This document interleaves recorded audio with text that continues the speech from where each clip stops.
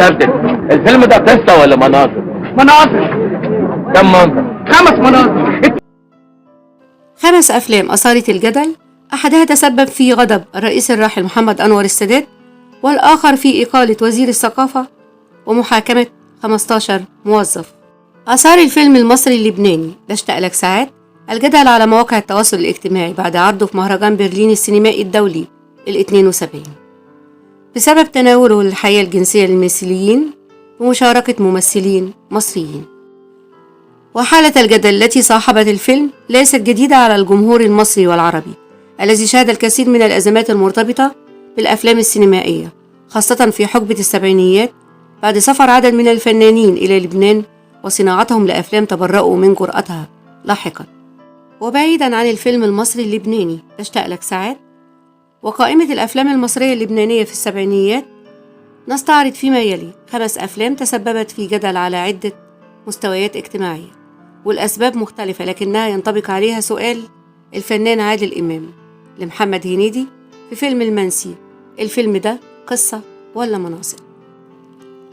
فيلم حمام الملاطيمي كان الفيلم بمثابة الصدمة لدخوله عالم جريء بأشكاله المختلفة. شاب قروي يذهب إلى القاهرة للدراسة لكنه يقع في حب فتاة ليل، وبسبب اضطراره للإقامة داخل حمام شعبي يقابل أنماط مختلفة، ومنهم الرسام المثيلي الذي يتقرب من الرجال. تم منع عرض الفيلم في دور العرض عام 1973 وهو ممنوع من العرض التلفزيوني، كذلك بسبب اصطدامه بالعديد من المحاذير الرقابية. والفيلم سيناريو وحوار محسن زايد وإسماعيل ولي الدين صلاح أبو سيف الذي أخرجه وأنتجه كذلك، وبطولة يوسف شعبان، شمس البارودي، محمد العربي، فايز حلاوة، نعمة مختار. فيلم المذنبون نجح المخرج سعيد مرزوق في إقناع مجموعة من نجوم الصف الأول بالمشاركة في فيلمه، لكن الرئيس الراحل محمد أنور السادات غضب بعد مشاهدة الفيلم وقدم شكوى ضد مدير الرقابة على المصنفات الفنية ومساعديه لتتم محاكمة 15 موظف في الرقابة بسبب فيلم المذنبون.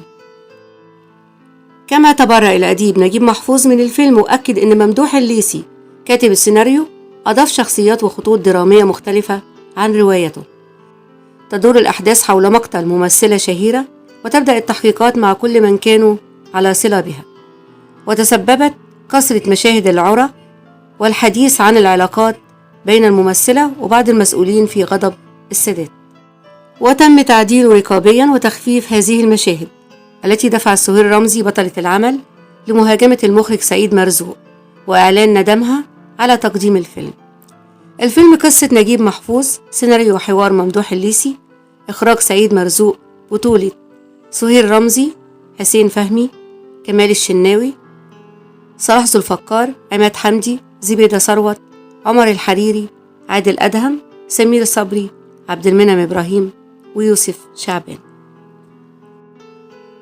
فيلم 5 باب حصل عادل إمام على أجره مضاعف، وتم وضع اسمه على التتر متداخلا مع اسم نادية الجندي، لكن بعد أسبوع من العرض أصدر عبد الحميد رضوان وزير الثقافة وقتها قرار بمنع عرض فيلم 5 باب لأنه مخل بالأداء. رفع المنتج محمد مختار قضية للسماح بعرض الفيلم، وبحسب ما ذكرت نادية الجندي شريكته في الإنتاج أن وزير الثقافة فقد منصبه بسبب ذلك التصرف، وحقق الفيلم مكاسب خيالية عند طرحه على أشرطة الفيديو. وبعد 8 سنوات حصل المنتجين على حكم يسمح بعرض الفيلم مرة أخرى. فيلم 5 باب من تأليف شريف المنياوي، إخراج نادر جلال، بطولة عادل إمام، نادية الجندي، فؤاد المهندس، فؤاد أحمد، ودارت أحداثه حول صراع بين منصور الشرطي وترجي صاحبة البار والمتورطة مع إحدى العصابات. فيلم ريش، فيلم الفانتازيا، هو الأكثر بحثا على محرك جوجل في عام 2021 لدى المصريين رغم عدم عرضه تجاريا. تدور قصته حول أسرة فقيرة تحتفل بعيد ميلاد الابن، وفي فقرة الساحر يدخل الأب إلى صندوق خشبي ويتحول إلى دجاجة، ويفشل الساحر في إعادته مرة أخرى. تعرض الفيلم إلى انتقادات شديدة من الفنان شريف منير بعد مشاهدته في مهرجان الجونة السينمائي بسبب ما وصفه بالمبالغة في مشاهد القبح والفقر. وانقسمت الآراء بين مؤيدين ومعارضين للفيلم على مواقع التواصل الاجتماعي، ولم تهدأ الانتقادات إلا بعد تسريب الفيلم عبر الإنترنت، حيث بدأت موجة انتقادات أقل حدة اعتمدت على مشاهدة الفيلم وعدم الإعجاب بمستواه الفني.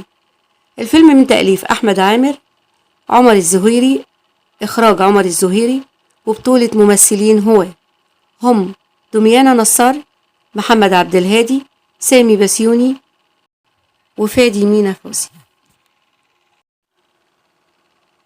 فيلم أصحاب ولا أعز صاحب الأزمة الأقوى في تاريخ السينما العربية بسبب تأثير مواقع التواصل الاجتماعي. الفيلم الذي تم عرضه قبل شهر عبر منصة نتفليكس ناقش قضايا الخيانة والمثلية، لكن الجدل الأكبر كان بسبب مشاهد الفنانة منى زكي التي اتسمت بالجرأة اللفظية، وأحد المشاهد التي ظهرت فيها تخلع ملابسها. الجدل طال الفنان أحمد حلمي، حيث اعتبره البعض محط لغضبهم لموافقته على مشاركة زوجته في الفيلم، ورغم أن الترند خفت إلى أن مجرد ذكر اسم أصحاب ولا أعز يمكنه جذب عشرات المعلقين الغاضبين حتى الآن. وأصحاب ولا أعز هو النسخة العربية من فيلم بيرفكت سترينجرز، سيناريو وحوار وإخراج وسام سميرة، وبطولة منى زكي، إياد نصار، نادين لبكي، جورج خباز، عادل كريم، دياموند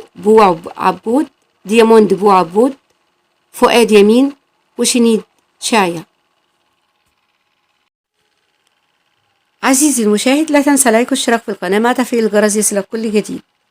مع أجمل ورق تحياتي وتحية أسرة الثقافة ومعلومة، تابعونا.